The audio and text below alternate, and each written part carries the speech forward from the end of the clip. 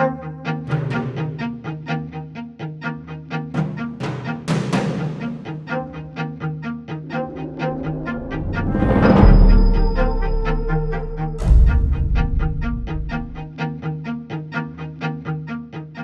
there, I'm Gideon Rose, editor of Foreign Affairs, and welcome to another edition of Foreign Affairs Focus. Today we have the pleasure of talking with Fareed Zakaria, known to you all as the host of Fareed Zakaria GPS on CNN, the author of The Post-American World and other light classics, and of course the former managing editor of Foreign Affairs. Fareed also is the star of our January-February issue with his piece, Can America Be Fixed? So Fareed, most people now in Washington want to either cut government like the Republicans or raise taxes like the Democrats. Are these the right answers, and which of these is correct? No, they're both the wrong answers. I think that the fundamental focus for a country in terms of gaining its competitiveness has to be twofold, particularly a rich industrialized country like the United States. Reform, that is to say, you've got to open up markets. You've got to free up labor markets. You've got to make yourself more competitive, produce things, goods and services that people want to buy both internally and externally.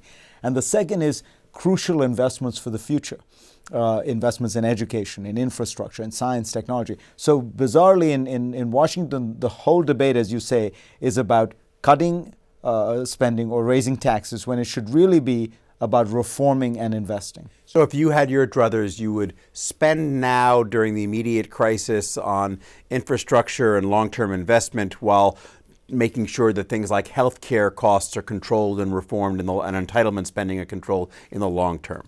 Precisely. The cuts that are taking place now, one way to think about it is if you were to take all the things we shouldn't be cutting in government spending, that's all the things we are cutting under the sequester. And if you were to take discretionary spending, investments in the future. If you were to take all the things we should be cutting, entitlement spending, consumption, that's all sacrosanct under the sequester. So we have it in this particular case precisely backwards. So if everybody knows this, why are we still doing the wrong thing? Because the money we spend on present consumption is politically popular. Even though Republicans claim they wanted to get to it, you notice that the closer they get to being specific about how exactly they would cut entitlement spending, and you saw this during the campaign, as Romney got closer to the election date, it became more and more vague, and then by the end he was saying he had no intention of cutting any entitlement spending. The easy thing to cut is science, technology, infrastructure, because these are essentially investments in the future. There is no constituency for the future. The present votes, current retirees vote. Children, people who are under 18 can't vote. And as a result, we spend $4 on every person over 65 compared with $1 for everyone under 18. So if our problems are not unfixable, but they're also unlikely to be fixed given current political realities and the sort of sclerosis of the American political system and the polarization or partisan infighting, where does that leave us going forward? Are we going to be suboptimal forever? It's a very interesting question because on the other hand, you have this turbocharged economy. You have this extraordinarily dynamic economic system. We still dominate the world of technology like no other country really ever has. We still have the most dynamic society in the industrialized world. We add 3 million people to the population every year, unlike any other rich country, most of which are declining in population. You still have the educational system, the higher educational system, the universities, that is the envy of the world. So you have all that on the plus side, but you have what you described exactly right, this utterly dysfunctional political system on the minus side.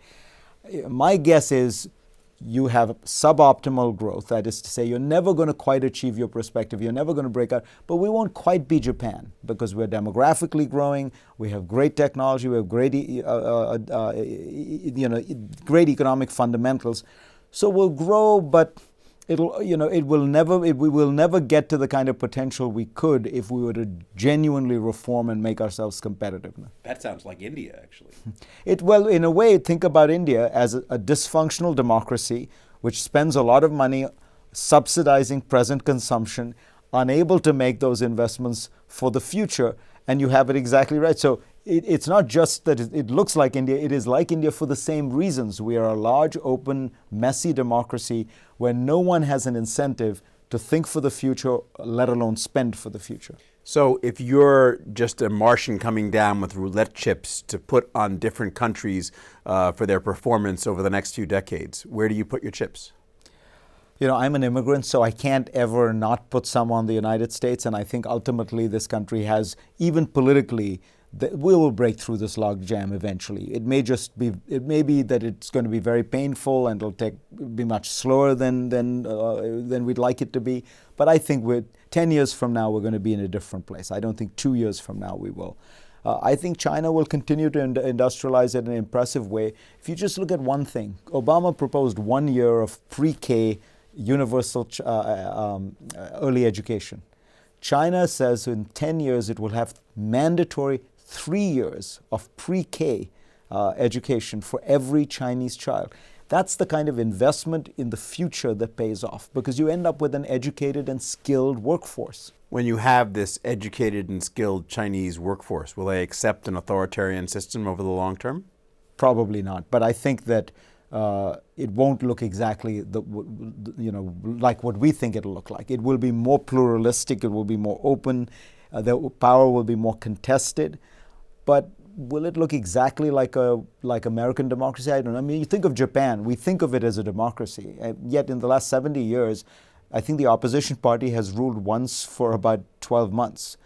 We wouldn't consider that, a liberal democracy, but the Japanese certainly do. And so Chinese democracy will perhaps be even more alien in some ways to what we think of, but it'll be different. It can't be a dictatorship of the kind it is today. Fareed Zakaria, thank you very much. Pleasure.